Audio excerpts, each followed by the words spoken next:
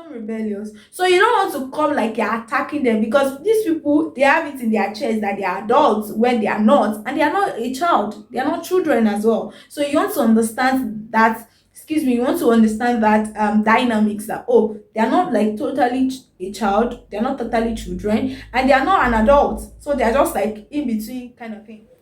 So hey, you welcome back. I don't know where I got that, but the next question, like I promised, is why do some parents use beating to correct their children?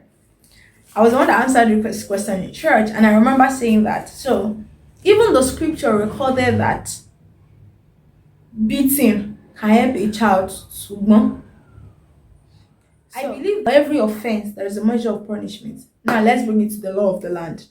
We hear things like there are some people that they commit a particular offense and they take them to the law court. They will tell them, oh, it's either you do community service and pay a fine of 200,000 or stay for 1 week in the prison.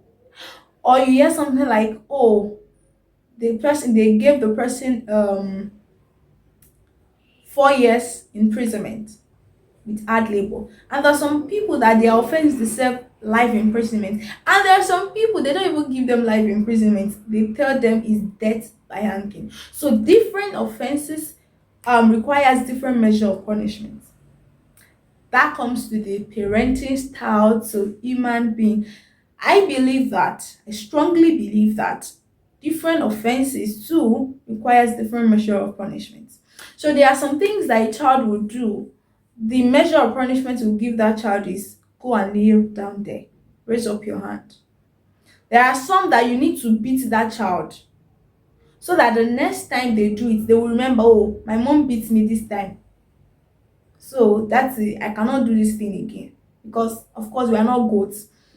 But again, I believe that there are some offenses that, because it is in quotes psychological in nature, you don't beat that child and expect changes directly.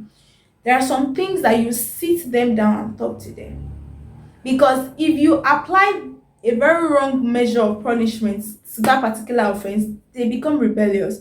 Remember, teenagers, they become rebellious. So you don't want to come like you're attacking them, because these people, they have it in their chest that they are adults when they are not, and they are not a child, they are not children as well. So you want to understand that, excuse me, you want to understand that dynamics, that oh, they are not like totally a child, they are not totally children, and they are not an adult, so they are just like in between kind of thing.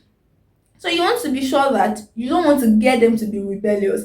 The point where you're trying to beat or correct a child is because you don't want them to repeat that same mistake or whatever they've done. So you don't want to get them to be rebellious. That's not our point. We are not trying to say who is beating who is most. So why do parents beat their child? The scripture says, foolishness is bound to the heart of a child. Proverbs. And the rod of correction will drive it out. So if scriptures, our manual for life, has that to say about a child, I don't think that saying that I cannot beat a child or something is really wise. But then I believe that there should be a balance to this thing. Like I've said, there are some measures of punishment that it does not really require beating. There are some is just some physical punishment that will have effect on their muscles, and they'll just feel pain here and there. And there are some that you beat them in that instance for them to get that this thing that I'm doing is wrong. But then all in all, as believers, I believe that God will give us wisdom to do these things. I mean, wisdom is profitable to the rest. So I believe that God will give us wisdom to know the particular measure of punishments you give to a child or your teenager or your daughter or your son or whatever thing he or she has done. So I believe God will help us. Thank you so much for coming along with me on this journey of answering teenagers' question. If you've not subscribed to my channel, please subscribe. Hi, my name is Fola Ademilola. I review movies, I talk about my faith, lifestyle, personal developments like I'm doing today. So please, if you have any questions to ask me, drop it down below in the comment section. Subscribe on your way out. I see you in my next video.